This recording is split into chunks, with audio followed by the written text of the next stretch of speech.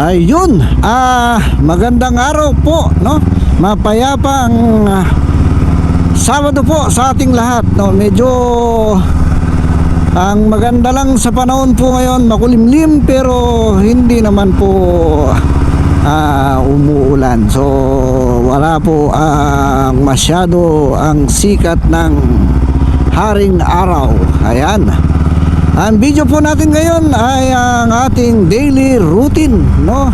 Ang ating pagpasok sa trabaho. Ang gamit po natin ngayon ay ang DS500.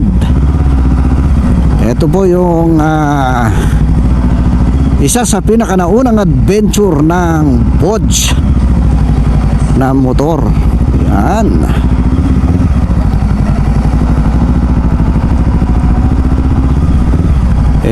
Lalo po sa panahon ngayon, mapabata, matanda, adventure na. Hindi katulad po dati pagka sinabing adventure bike,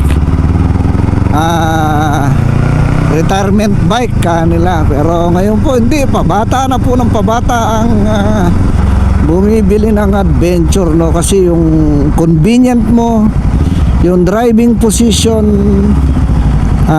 dyan, lalo pa man din po ngayon ang mga rides ngayon, hindi po katulad nung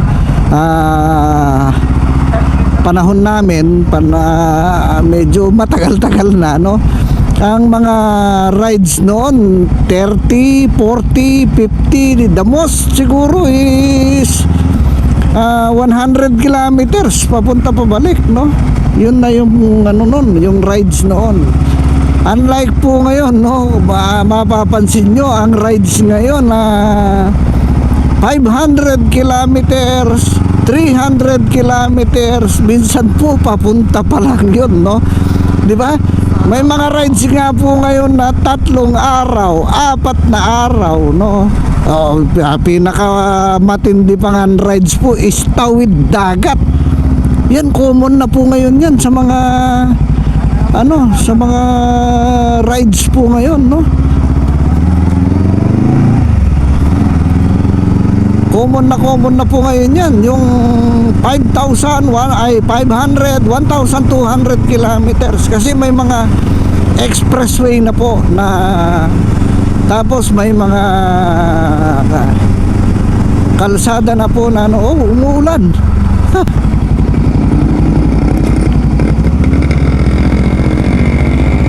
Natakpan ko po yung yung camera. Hindi po siya naka waterproof Ayan, no. Umuulan pero may araw. Yan po yung kasabihan namin. Dito hindi ko po alam kung kasabihan din ng iba. Pagka daw umuulan ay lumilintik tapos may araw, may kinakasal daw na tikbalang. Di ba?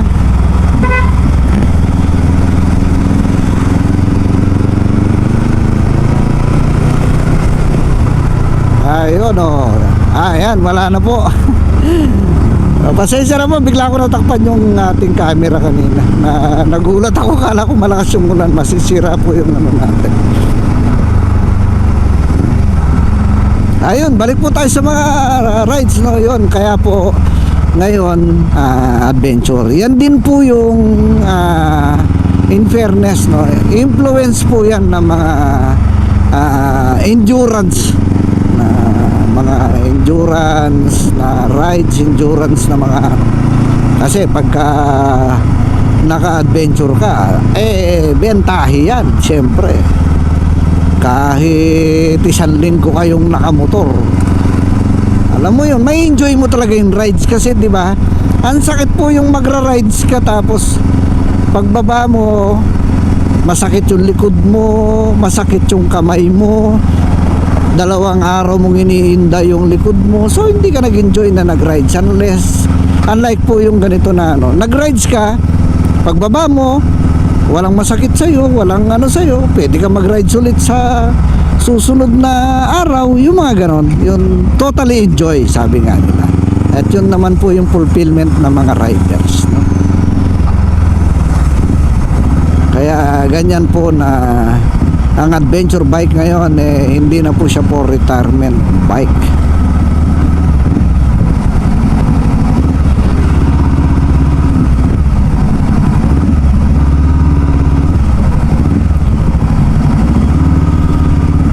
Naaalala ko po yung binili kong pagkain ng aso, yung 1 kilo, sobra kamahal na po, no, ng pagkain ng aso. Pati mga bilihin na nakikita ko, palibasa madalang lang po mamili, napakamahal na po, no.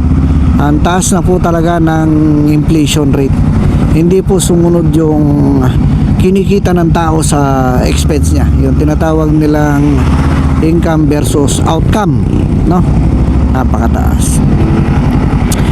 Napansin ko lang kanina, no, doon sa ano bang tawag doon, supermarket, no, may ano pala yon, may tricks pala yan, no. Hindi naman pandaraya, pero psychologically may tricks yan. Yung napansin ko kasi yung mga basic needs, no, yung mga basic needs ng mga tao, alam niyo ba yon, yung mga bigas, mga ano, yung mga kailangan na kailangan natin sa pang-araw-araw, no, hindi yan nakadisplay sa bungad ng mga supermarket. Nakalagay yan doon po sa dulo, no. Ang logic pala nun, no, yung bibilin mo, since nasa dulo siya, madadaanan mo pa yung mga ibang display nila, no, madadaanan mo pa. So ibig sabihin, mapapabili ka pa sa mga hindi mo kailangan, sa halip na kunwari lang ang kailangan mo lang is yung bigas at saka yung asukal, asin, yon. Ang problema, madadaanan mo yung chichirya, madadaanan mo yung chocolate, madadaanan mo yung ano, bago ka pupunta doon sa bibilin mo talaga. So mapapabili ka, no. Magkaiba pala yung principle natin na, di ba, pagka mabili yung isang item, dapat naka-display siya, tama, dapat naka-display siya kaagad. Sa bungad mo siya i-display para makita po nila, no. Ganyan yung ibang concept ng pagdi-display ng mga paninda, di ba? Ibubungad mo yung mabili, ibubungad mo yung ano. Sa mga supermarket pala, yung mga basic needs na pangangailangan natin, nasa dulo sila, doon sila naka-display, no. Para nga pupuntahan mo siya pagkalalayo-layo sa dulo, madadaanan mo ngayon yung mga hindi mo dapat bilhin. So mapapabili ka ngayon. So yun yung ano niya, yun naman yung tricks nila. So no, galing, di ba? Hindi naman lahat ng ano, di ba, na nanonotice yung mga ganung bagay, no. Ayun, medyo maganda naging ano natin ngayon, katulad po ng dati. Maraming salamat po sa pagsuporta nyo sa akin. Maraming salamat sa pagsama nyo. Maraming salamat po sa patuloy nyong pagsuporta. Hanggang sa muli po, salamat.